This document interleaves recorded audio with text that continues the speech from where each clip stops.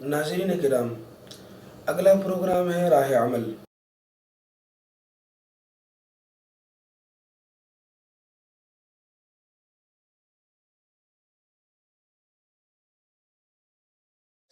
Supreme court کی full bench نے بیٹھ کر اس پر جو فیصلہ کیا وہ یہ تھا کہ جب ٹیمپریچر اتنا ہو تو گرے کوٹ پہننے کی اجازت ہے، بلیک اور گرے، باقی آپ وائٹ نہیں پہن سکتے۔ کیوں؟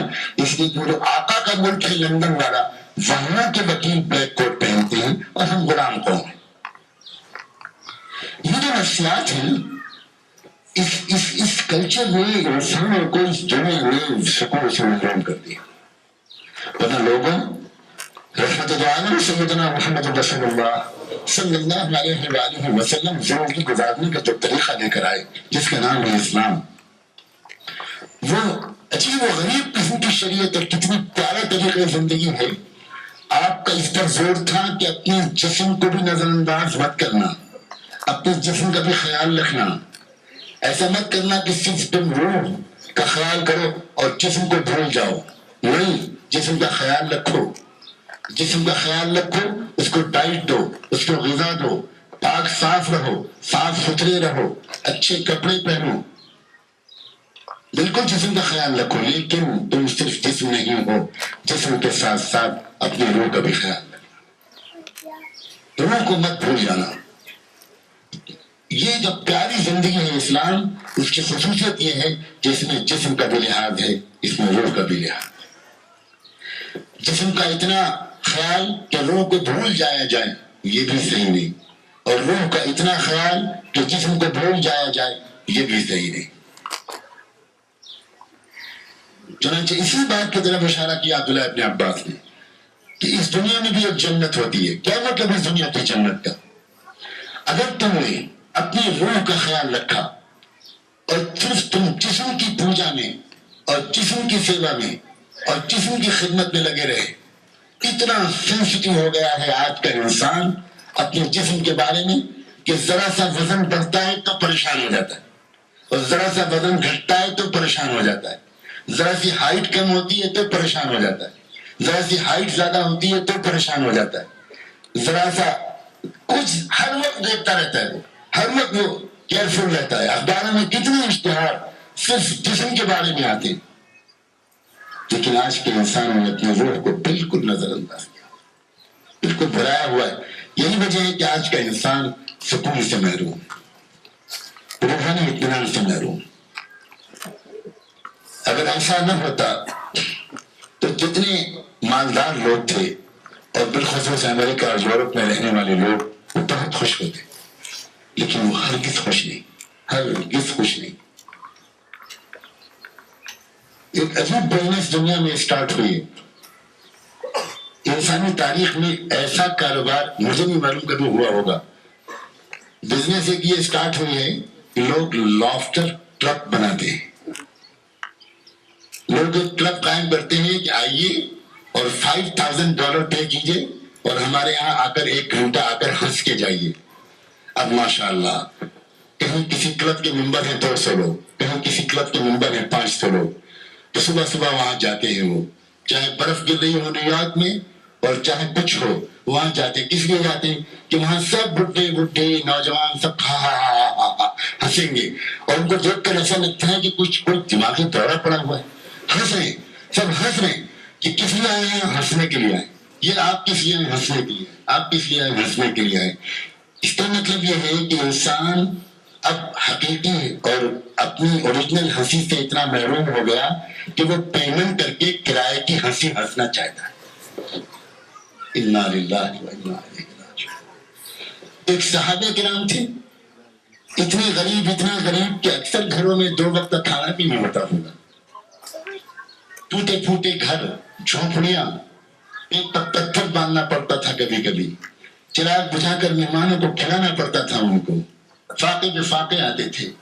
مگر صحابہ کرام کی جو صفت دشمن نے بیان کی، باہر کے لوگ جو دوسرے ملکوں کے آئے اور انہوں نے صحابہ کو واچ کیا اور انہوں نے پھر رپورٹ دی، تو انہوں نے جو بہت سے القاب اور صحابہ کے بارے میں کہے، حسن کہے، یہ عجیب لوگ ہیں، ہم نے ان کے ساتھ رہ کر ان کے روحانیوں میں دیکھا بسام بالنہار بکام باللیل، یہ دن بھر ہنستے مسکراتے رہتے، دن بھر ہنستے مسکراتے رہتے ہیں اور راتوں کی تنہائیوں میں اپنے رب کے سامنے روتے ہیں۔ کیا زندگی ہے یہ؟ غریب سے غریب آدمی خوش ہے، بالکل مطمئن ہے، مست ہے، اس کو دیکھ کر دوسرے غم کے مارے اپنا غم بھول جایا کرتے تھے ان کو دیکھ کر۔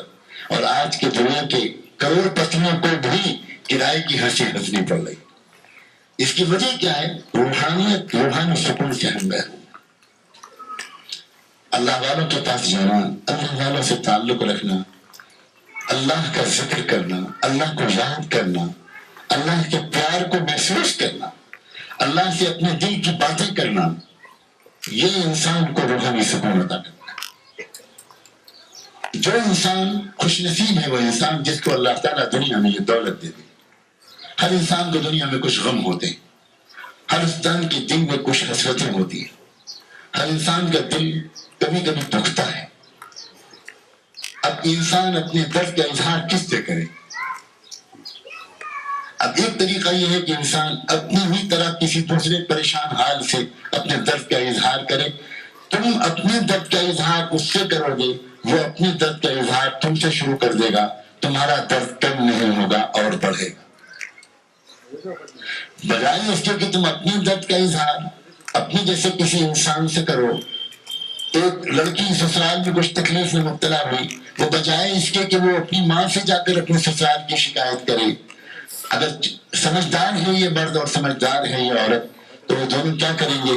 وہ کریں گے یہ کہ وہ چپکے سے تنہائی میں مصلی بچھائیں گے اور اپنے درد کا اظہار اپنے اللہ سے کریں۔ انما اشکو بثی وحزنی الی اللہ۔ جو انسان اپنا غم، اپنا شکوہ، اپنا گلہ، اپنی پریشانیاں اللہ کے سامنے رکھنے کا طریقہ سیکھ لیتا ہے، اس کے دل کا بوجھ ہلکا ہو جاتا ہے۔ ایک چھوٹا سا بچہ، کوئی بچہ اس کو سڑک پر کچھ ڈانٹ دیتا ہے، مار دیتا ہے، کچھ پریشانی اس کو ہو جاتی ہے، وہ دوڑتا ہوا آتا ہے، روتا ہوا آتا ہے، ماں پوچھتی بیٹا کیا ہوا؟ وہ کچھ نخرے کرنے کے بعد ماں سے شکایت کرتا ہے کہ فلاں نے مجھ کو گالی دی، فلاں نے مجھ کو مارا۔ ماں اس کو تسلی دیتی ہے، بیٹا میں دیکھ لوں گی، تم مت گھبرا، تم مت سمجھ۔ بس وہ ماں سے کہہ کے مطمئن ہو جائے، وہ مست ہو جاتا ہے، وہ سمجھتا ہے کہ بس میں نے FIR لکھا دی، میں نے ماں سے کہہ دیا، بس ختم۔ she will take care of it۔ وہ اپنا سب کر لے، ماں وہ بچہ سب بھول جاتا ہے، پھر جا کے کھیلنا شروع کر دیتا ہے۔ ایک منٹ میں بچہ بھول جاتا ہے اپنی ماں سے کہہ کر۔ بچہ ماں سے کہہ کر سکون پا سکتا ہے یا بندہ رب سے کہہ کر سکون نہیں پا سکتا؟ لیکن بندے کو رب سے تعلق تو ہو، بندہ رب کو اپنے سے اتنا قریب تو سمجھے، بندہ رب کو اتنا مہربان تو سمجھے، بندے کا اتنا لائیو کنیکشن تو ہو، اتنا لائیو کانٹیکٹ تو ہو کہ جب چاہا اپنے مالک سے بات کر لیں، چلتے پھرتے اٹھتے بیٹھتے اس مالک سے اس کا رابطہ قائم ہے۔ یہ وہ چیز ہے جس کو ذکر کہتے ہیں، یہ وہ چیز ہے جس کو اللہ کی محبت کہتے ہیں، یہ وہ چیز ہے جس کو اللہ کا تعلق کہتے ہیں، یہ وہ چیز ہے جس کو تصوف و سلوک کہتے ہیں، یہ وہ چیز ہے جس کو صوفیزم کہتے ہیں۔ آج کل عجیب تماشا ہو رہا ہے، عجیب تماشا ہو رہا ہے، ہر طرف سے شیطان انسان کو بالخصوص ایمان والے کو گھیرنے کی کوشش کر رہا ہے، کیونکہ اس کو ڈر ہے کہ یہ شیطان، یہ انسان بیچارہ، یہ سکون حاصل کرنے کے لیے گناہ کرتا ہے، پھر اس کو سکون تو ملتا نہیں۔ دنیا میں آج تک کسی گناہ سے کسی کو سکون نہیں ملا، اور الجھن بڑھ جاتی ہے۔ پھر وہ سوچتا ہے کہ یہ والا گناہ میں نے جو کیا اس سے کام نہیں چلا، اب وہ والا گناہ کروں تو شاید کچھ سکون ملے۔ پھر وہ والا گناہ کرتا ہے اور اس سے بھی سکون نہیں ملتا، الجھن اور بڑھتی ہے، پھر اور کوئی گناہ کرتا ہے، پھر اور کوئی گناہ کرتا ہے۔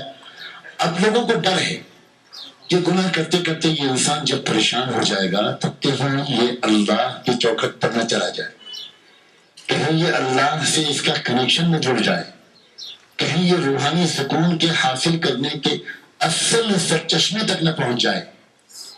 تو پھر کیا کرتے ہیں؟ وہ پھر عجیب و غریب قسم کے کام کرتے ہیں۔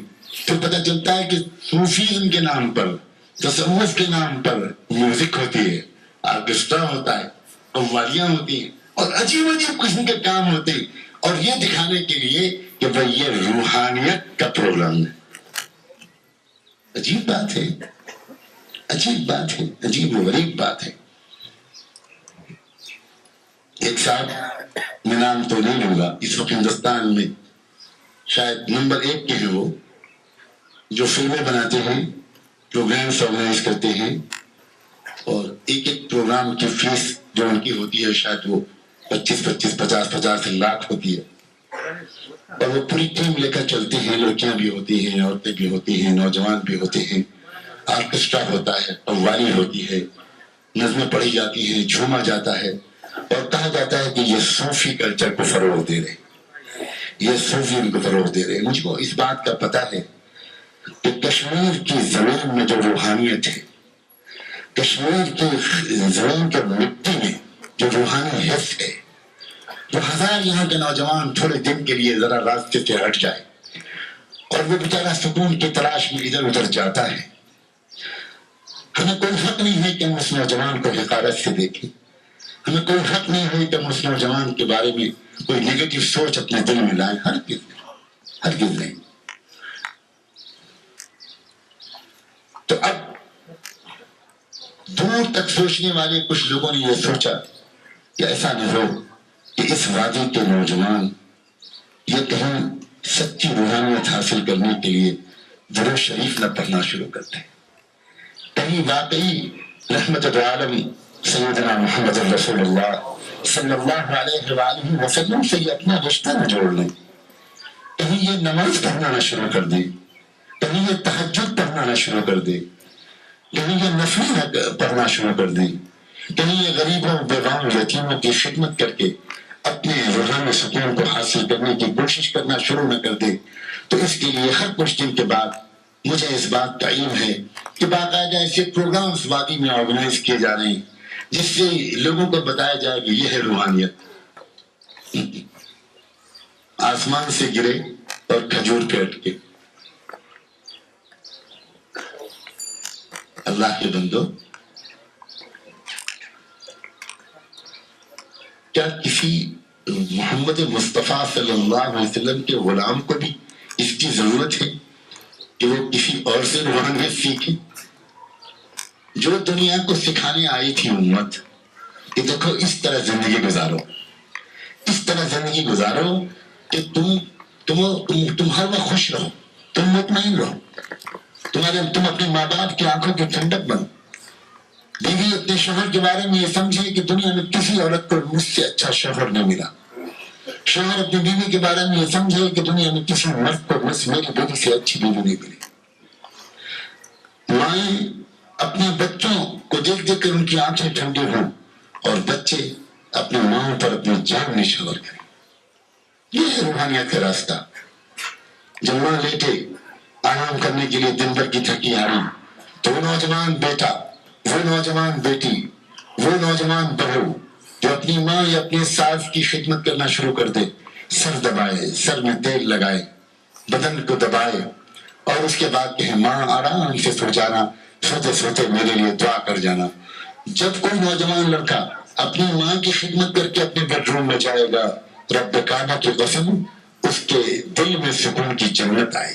وہ ایسا خوش اپنے گھر میں اپنے کمرے میں جائے گا کہ آج میں نے کوئی نیک کام کیا، اس لیے کہ میں نے اپنی ماں کی خدمت کی، ان سے دعائیں لی. لیکن آج کل کا فیشن بدل گیا. کہاں ہے وہ نوجوان جو اپنی ماں کی خدمت کرتے ہیں؟ کہاں ہے وہ نوجوان جو اپنی ماں کی دعائیں لیتے ہیں؟ کتنا بڑا حق ہے ماں باپ کا، اور کتنا سکون ملتا ہے ماں باپ کی دعائیں لے کر، کتنا سکون ملتا ہے ماں باپ کو خوش کر کے. ایک صحابی تھے جنہوں نے اللہ کے رسول صلی اللہ علیہ وسلم سے بار بار یہ سنا تھا کہ ماں باپ کا بڑا حق ہوتا ہے.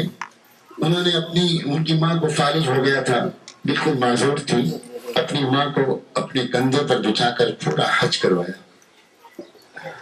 حج تو آج کے زمانے میں بھی بہت تکلیف کا سفر ہوتا ہے، اس وقت تو اور زیادہ مشقت کا سفر ہوتا ہوگا. پورا سفر انہوں نے کروایا، اپنی مفلوج اور معذور ماں کو اپنی کمر اور کندھے پر بٹھا کر بعد میں حاضر ہوئے اللہ کے رسول کی خدمت میں، کھڑا کر پوچھا، اے اللہ کے رسول، اب تو میں نے اپنی ماں کا حق ادا کر دیا ہوگا, پورا حج کرایا ہے میں نے اپنی ماں کو اپنی کمر پہ بٹھا کے. تب آپ نے فرمایا جب تم پیدا ہوئے تھے تمہاری ماں کے منہ سے جو پہلی کراہ نکلی تھی ابھی اس کا بھی حق ادا نہیں. سوچئے ذرا, سوچئے. روحانی سکون حاصل کرنے کے بھی راستے ہیں. ماں باپ کی خدمت کرنا, غریب کی خدمت کرنا, کسی اندھے لاچار کو سڑک پار کرا دینا, کسی بیوہ کے ٹھنڈے چولہے کو گرم کر دینا, کسی یتیم کے اچھی تعلیم کا انتظام کر دینا, چپکے سے کسی کی خدمت کر دینا ایسے کہ کسی کو پتہ نہ چلے, اور اس راز کو دفن کر دینا اور اللہ سے کہنا کہ اللہ یہ میرا عمل چھپا کے رکھیے مخلوق سے, بس آپ مجھ کو اس کا انعام دے دیجیے گا اس دن جس دن کہ میں آپ سے انعام لینے کے لیے حاضر ہوں گا, جس دن میں بہت محتاج ہوں. یہ روحانیت کی باتیں میں عرض کر رہا ہوں. روحانیت کی باتیں, روحانیت کی ترقی اس طرح نہیں ہوتی کہ جنگل میں نکل جاؤ, گھر بار چھوڑ دو. انسان جب خود اپنی عقل سے سوچتا ہے کہ بھائی اگر اللہ یہ چاہتی کہ ہماری روح واپس جائے ویسی ہی جیسی آئی تھی, تر و تازہ, کوئی دھبا نہ لگا ہو, کوئی داغ نہ لگا ہو, تو بھئی یہ تو تبھی ممکن ہے جب ہم سب کچھ چھوڑ چھاڑ کے جنگل میں نکل جائیں, اکیلے جئیں اور اکیلے مریں, نہ کچھ بولیں گے, نہ کچھ سنیں گے, نہ کچھ دیکھیں گے, نہ کوئی پڑوسی ہوگا, نہ کسی سے گفتگو ہوگی, نہ کسی سے جھگڑا ہوگا, نہ کسی نامحرم پر نظر پڑے گی, نہ جھوٹ بولنے کی نوبت آئے گی, نہ یہ ہوگا نہ وہ ہوگا. تب تو پھر یہ ہو سکتا ہے کہ میرا دل, میری روح صاف ستھری رہے. باقی ایک سوشل زندگی میں شادیاں کر کے, گھر بسا کر, کاروبار کر کے, بازاروں سے گزر کر, ان سب کاموں میں مشغول ہو کر اس کے بعد میں اپنے دل کو اور اپنی روح کو بچا کر لے جاؤں, یہ کیسے ممکن ہے؟ ایک عام انسان اپنی عقل سے یہ سوچتا ہے. لیکن عجیب مشکل یہ ہے کہ اس کی اجازت اللہ کے رسول نے نہیں دی. سختی سے منع فرمایا کہ نا بالکل اس کی اجازت نہیں ہے. تمہیں گھر بسانا ہوگا, تمہیں کاروبار کرنے ہوں گے, تم کو شوہر بننا ہوگا, تمہیں بیویاں بننا ہوگا, تمہیں ماں اور باپ بننا ہوگا, تم کو تعلیم حاصل کرنی ہوگی, تم کو سڑکوں سے گزرنا ہوگا, تم کو سفر کرنے ہوں گے, تم کو بیماری اور صحت دونوں قسم کی حالتوں سے گزرنا ہوگا, سب کچھ انہی راستوں سے گزر کر آنا ہوگا, مگر ایسے آنا ہوگا کہ تمہارے دل پر کوئی دھبا لگا ہوا نہ ہو, کوئی روح پر کوئی داغ نہ ہو. اللہ یہ کیسے ممکن ہے؟ اللہ تعالیٰ کہتے ہیں ہاں بندو میں بتاتا ہوں کیسے ممکن ہے. چنانچہ اپنے محبوب کو اشارہ کیا اللہ نے, اور ان کے محبوب نے انسانوں کے دل سے نکلنے والے اس سوال کا جواب بڑے پیار سے دیا. قربان جائے آپ کی محبت بڑے لہجے پر. آپ نے فرمایا ایک بات بتاؤ, اگر تمہارے گھر کے دروازے پر ایک دریا بہ رہا ہو اور تم 5 بار اس دریا میں نہاؤ, تو یہ بتاؤ کہ تمہارے بدن پر کوئی ذرا بھی میل کچیل باقی رہے گا؟ اب سوچئے دریا, اور وہ بھی گھر کے دروازے پر. اگر دریا ذرا دور ہو تو ہم جواب میں کہہ سکتے ہیں کہ ہاں وہ وہاں نہائے گا, اس کے بعد گھر تک آئے گا تو درمیان میں کئی میل کا فاصلہ ہے, گھر تک آتے آتے اس کو پسینہ آئے گا, گرد و غبار آئے گا. لیکن نہیں, آپ نے جو سوال کیا وہ یہ تھا کہ گھر کے دروازے پر دریا بہ رہا ہو, اب آدمی نہایا اور گھر کے اندر داخل ہو گیا, نہ گرد و غبار نہ پسینہ, اور وہ بھی دن میں 5 بار. تو لوگوں نے کہا کہ اللہ کے رسول گھر کے دروازے پر بہنے والی دریا میں کوئی دن میں 5 بار نہائے گا تو اس کے بدن پر کوئی دھبا بچ ہی نہیں سکتا. آپ نے فرمایا سنو, جو جی لگا کر دن میں 5 وقت کی نماز پڑھے گا اس کے روح پر کوئی دھبا نہیں بچ سکتا. آسان ترکیب بتا دی اللہ نے. یعنی یوں فرمایا اللہ نے کہ ہم جانتے ہیں تمہارے دل پر دھبے لگیں گے, ہم جانتے ہیں کہ جب تم دنیا میں کاروبار کرو گے, لوگوں سے ملے جلو گے, کبھی خوشیاں ہوں گی, کبھی غم ہوں گے, کبھی تم بیمار ہوگے, کبھی تم کو غصہ آئے گا, تو اس کی وجہ سے تمہاری روح پر دھبے لگیں گے. پچھلی نماز میں اور اس نماز کے بیچ میں کچھ نہ کچھ تمہارے دل یا روح پر ہو سکتا ہے کہ دھبا لگ گیا.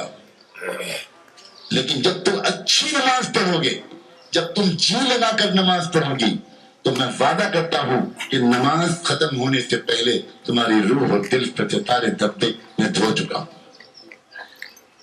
تو کتنا آسان ہے. ایک بچہ ماں اپنے بچے کو نہلاتی دھلاتی ہے, کپڑے بدلتی ہے اور سمجھا بجھا کر اس کو باہر بھیجتی ہے, جا بیٹا کپڑے گندے مت کرنا. بیٹا بڑا سعادت مند ہے, ایسا دلاتا ہے, جی امی سر کپڑے بالکل میلے نہیں کروں گا. اور جب جاتا ہے تو تھوڑی دیر کے بعد جب واپس آتا ہے تو یقیناً کپڑے میلے ہو چکے. وہ بچہ ہی کیا کہ جو ایسا جائے ویسے ہی واپس آ جائے. وہ تو کوئی بوڑھا ہے, وہ تو کوئی بیمار ہے, یقیناً وہ میلا کچیلا ہوگا. پھر ماں اس کو دیکھتی ہے, ماں بے چین ہوتی ہے, پھر نہلاتی دھلاتی ہے, پھر کپڑے بدلتی ہے, پھر سمجھاتی ہے, پھر پکا سچا وعدہ کرتا ہے وہ بچہ اب بالکل گندا نہیں ہوں گا, اور پھر جاتا ہے اور پھر کھیلتا ہے اور پھر واپس آتا ہے اور پھر کچھ نہ کچھ ڈبے لے کر آتا ہے.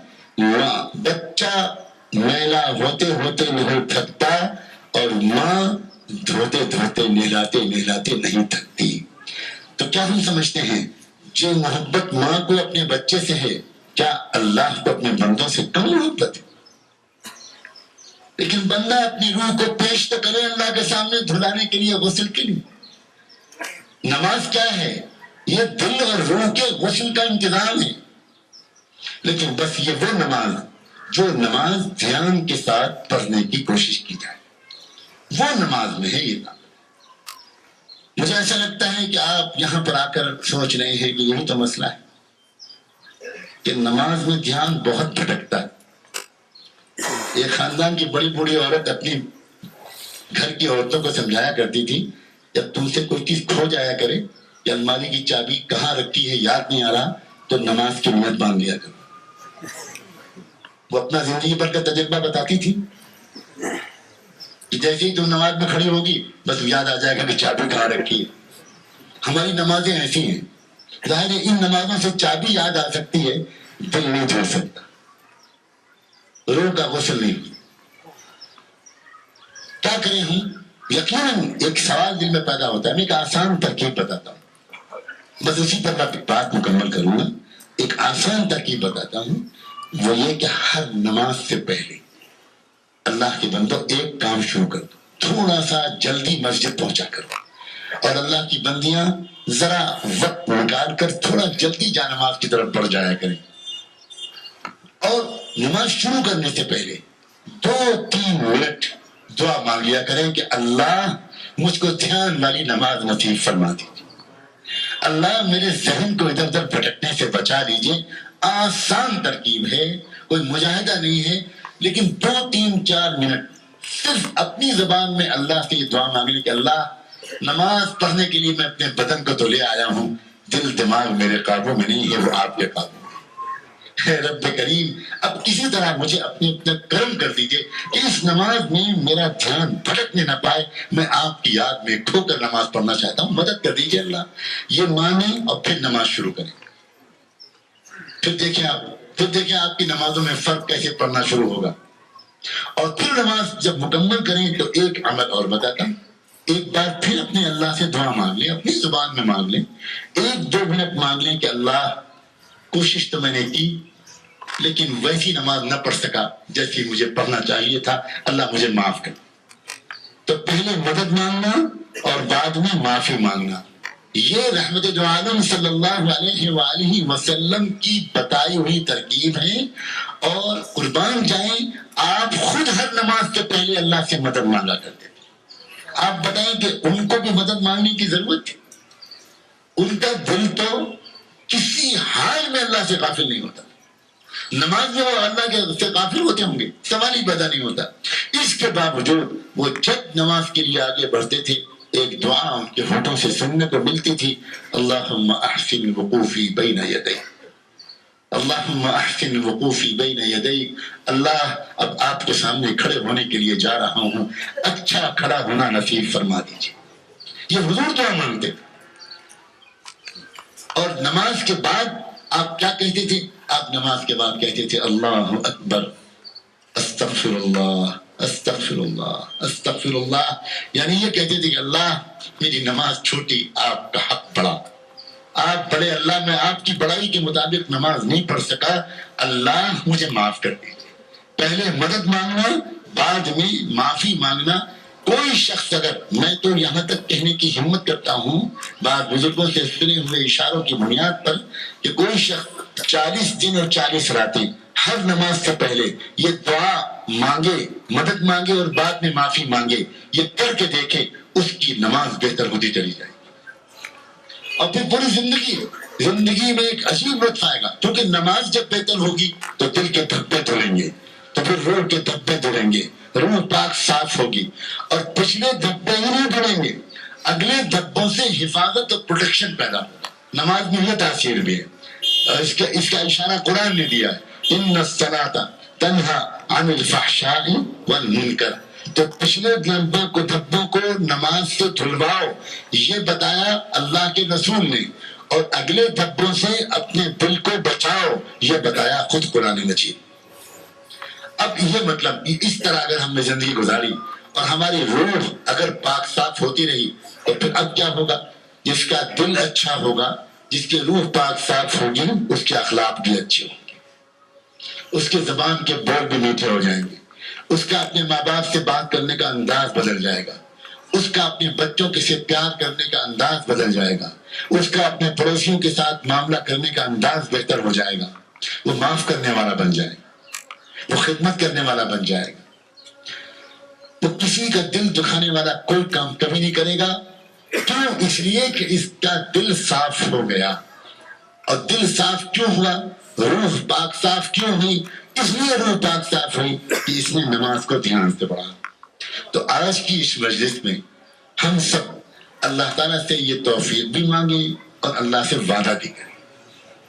ہمت کر کے آج اللہ سے وعدہ کیجیے، آج اللہ سے وعدہ کیجیے کہ اللہ آپ کو گواہ بناتا ہوں، میں آج آپ سے وعدہ کرتا ہوں، میں آج آپ سے وعدہ کرتی ہوں، اللہ کی بندیاں جو یہاں جمع ہیں وہ بھی یہ طے کریں، یہ پکا وعدہ کریں، اللہ سے یہ آج عہد کریں، ہر نماز سے پہلے ہم اللہ سے مدد مانگیں گے، ہر نماز کے بعد ہم اللہ سے معافی مانگیں گے۔ یہ آپ شروع کریں گے نا، گھر میں بہار آ جائے، واقعی ساس اور بہو کے تعلقات بہتر ہو جائیں گے، نند اور بھاوت کے تعلقات بہتر ہو جائیں گے، شوہر اور بیوی کے درمیان اگر کوئی کشیدگی ہے تو وہ دور ہو جائے گی، بہت دور کے نتیجے نکلیں گے، گھروں کے اندر خوشیوں کا ماحول ہوگا، روزی میں برکت آئے گی، بیماریوں سے شفا ملے گی، یقین سے کہتا ہوں، قسم کھا کے کہہ سکتا ہوں، بیماریوں سے شفا ملے گی۔ اس کی طرف بھی اشارات ہیں، لیکن اب وقت نہیں رہا، عصر کی اذان ہونے والی ہے، اس لیے اس وقت اس بات کو مکمل کرتا ہوں۔